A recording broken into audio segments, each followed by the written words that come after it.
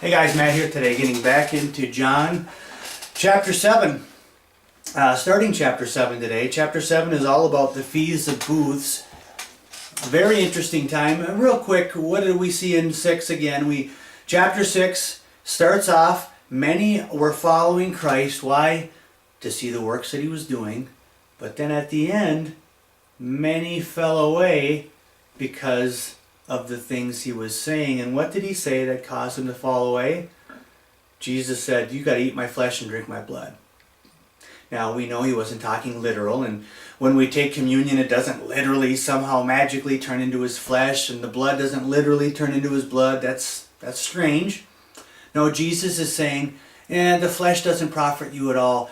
The Spirit gives life. He's trying to take them deeper. He's trying to say, you need me for life. You need to digest on my word. You need to celebrate, worship the blood that's going to be shed for you. It's all about me. You need to be in me. And yet, this was a hard teaching and many fell away. Right? And at the end of the chapter, Jesus asks a poignant question to Peter, and Peter gives one of the greatest answers in all of Scripture. Jesus said, do you want to go away too? And Peter said, to whom would we go? Only you have the words of eternal life. Peter got it. The other 12 got it. As of at that point, we know Judas is going to fall away. That leads us to chapter 7.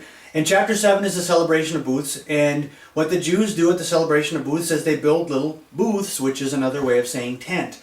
And what they're doing is they're celebrating Yahweh's faithfulness in the desert. So they would take sticks and build a little tent in their yard, in the courtyard, and on their deck, on the rooftop deck, wherever, and they would stay in it, celebrating God's faithfulness. Really interesting, actually, because they're celebrating God's faithfulness in a period of time where they were very unfaithful. If they were faithful, they would have never been in the desert anyways. Of course, this is all leading up to the one who is faithful. It's the one who we're reading about now. So, chapter 7, verse 1, after this, Jesus went about in Galilee. Just a quick note on Galilee. If you notice how the chapter ends, the Pharisees are jabbing Nicodemus, and they're saying, are you a Galilean too? Search the Scriptures and see that no prophet arises from Galilee. Well, they're wrong. The Pharisees don't understand Scripture as well as they think, because Scripture says something big, someone big is going to come from Galilee. We're going to table that for now. We're going to come back to that. After this, John 7 verse 1, after this Jesus went about in Galilee. He would not go about in Judea. Why? Because the Jews were seeking to kill him. Now the Jews' feast of booths was at hand, so his brothers said to him, leave here and go to Judea, that your disciples may see the works you are doing. For no one works in secret if he seeks to be known openly. If you do these things, interesting. If you do these things, Jesus, if you really do these things, that's what they're saying. See, his brothers didn't believe in him at this point. At this point, his brothers were not saved. At this point, his brothers did not have faith. Isn't that something? Jesus' own brothers. By the way, Jesus had brothers. Catholicism will teach that Mary was a perpetual virgin, and that's just simply not true. The Bible tells us, I think it's in Mark 6:3 and Matthew 13. Jesus had 4 brothers: Joseph, James, Judas, otherwise known as Jude, and Simeon. At this point, they didn't believe in Jesus. At this point, they, speaking as those in the world, are saying, go, Jesus, go to the Feast of Booths and do more miracles. If you really want to be known, that's the place to do it. What was really going on? Verse 5. For not even his brothers believed in him. His brothers did not have faith. Verse 6, Jesus said to them, my time is not yet come, but your time is always here. My time is not yet come, but your time is always here. My time is not yet come because I march to the beat of my Father's drum. You march to the beat of the world. It's always your time. You belong to the world. Verse 7, the world cannot hate you, but it hates me. Why does the world hate Jesus? Because I testify about it that its works are evil. We're going to come back to this. You go up to the feast. I'm not going up to the feast, for my time is not yet fully come.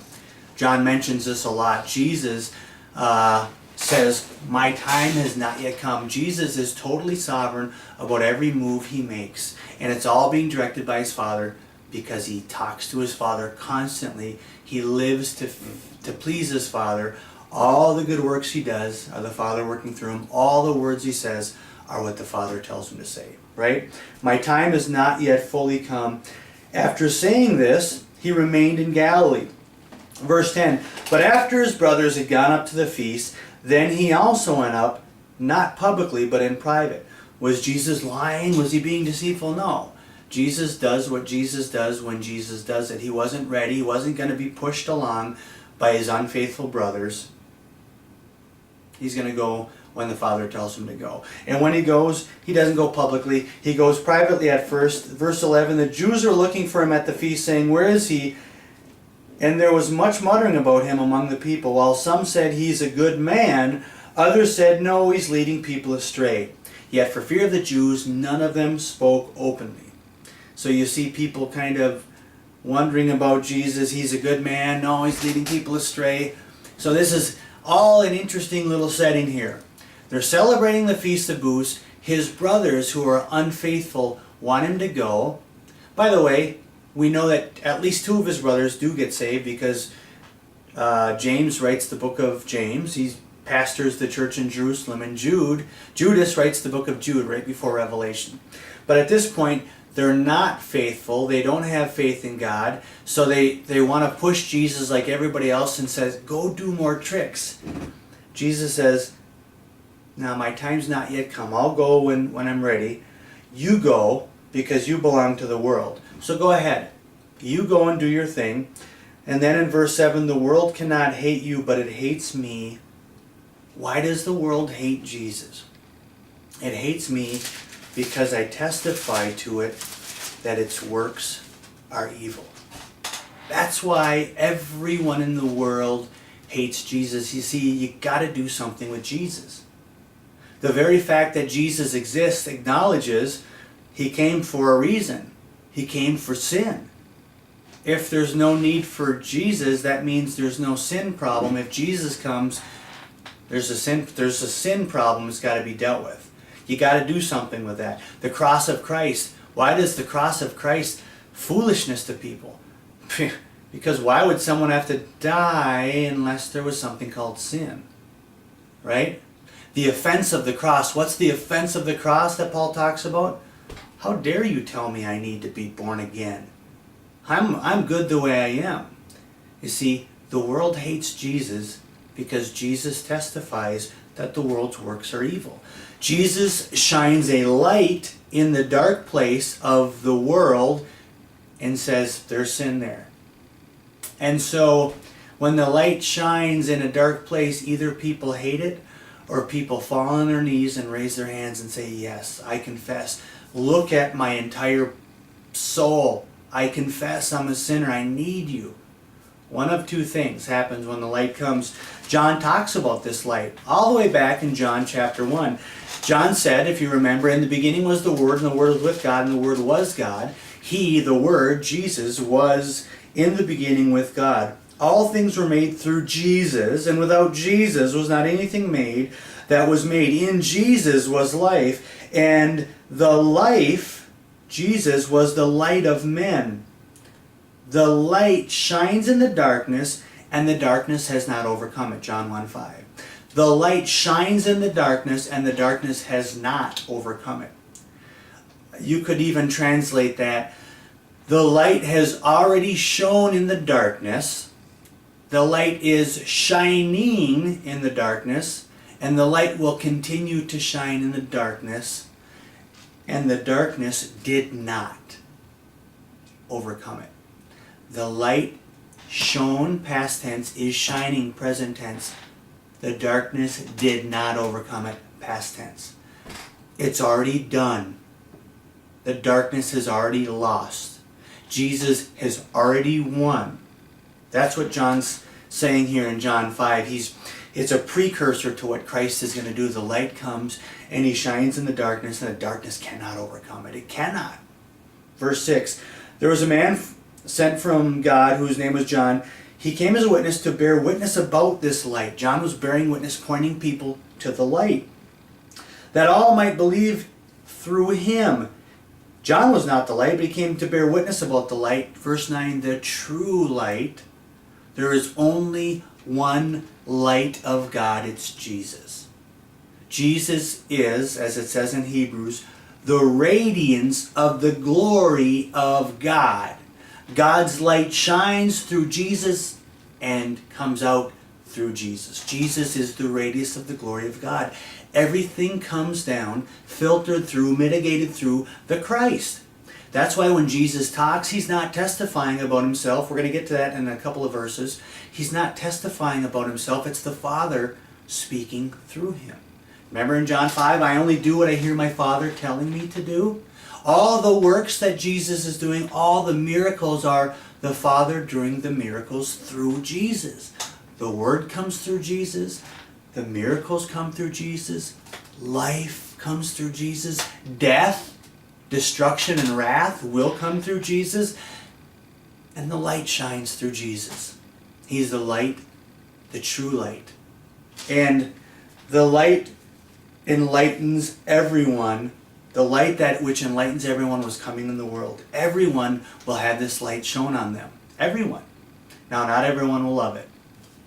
He was made in the world, and the world was made through him. Yet the world did not know him. I'm sorry, he was not made. He was in the world, and the world was made through him, yet the world did not know him. He came to his own, and his own people did not receive him. Jesus is the true light which shines on everyone. He's the true light. He's the only true light. John goes on in chapter 1, verse 32, and he says that Jesus had the Holy Spirit come on him at baptism, and a strange thing happened, an awesome thing. It remained on him. It didn't go away like with King Saul. It didn't go away with like it did with Gideon or Samson. This one was different. It remained on him. Then in John 3:34, this one was given the Spirit without measure. This one was the light of God. This one is the radiance of the glory of God. And what do you do with that? Well, you see passages like John 3:16, and it says, for God so loved the world that he gave his only Son, that whoever believes in him should not perish but have eternal life. And that's fantastic. For God did not send his Son into the world to condemn sin, but in order that the world might be saved through him. Well, that's fantastic. Whoever believes in him is not condemned, praise the Lord. But whoever does not believe is condemned already. See, he didn't have to come and condemn the world because the world was already condemned. Whoever does not believe in Jesus is condemned already. Why? Because he has not believed in the name of the only Son of God. And this, verse 19, chapter 3, this is the judgment. The light has, past tense, the light has come into the world, and the people love darkness rather than the light. Why? Because the works were evil. The world hates Jesus because he's the light of the world. He's the light of God. He casts light into a dark place, and the world hates it. Why? Because the world's deeds are evil. The world hates Jesus because he testifies to it that its works are evil. The judgment has come, and the light has come into the world, and the people love darkness rather than the light because their works were evil. For everyone who does wicked things hates the light and does not come to the light, lest his works should be exposed. Jesus is the light of the world. There is no other light. All other lights are counterfeits. Jesus is the light of the world. Jesus testifies to the world that its works are evil, and when the light shines in a dark place, either you will fall on your knees and say, you're right, I confess, look at me, I need you, I want to worship you. Yes, expose all my sin. Or it says, I hate you, I don't need you. Like it says in Psalm 2, the rulers of the world take their counsel, and what is the great counsel? Let us burst his bonds and cast his cords. We don't want Yahweh, and we don't want his anointed king. The world hates Jesus because he testifies that his works are evil. You've got to do something with the cross. You've got to do something with Jesus. Because the very fact that those two things have come means that there is sin. There is darkness. There is good news. The true light has come into the world, but you got to do something with that.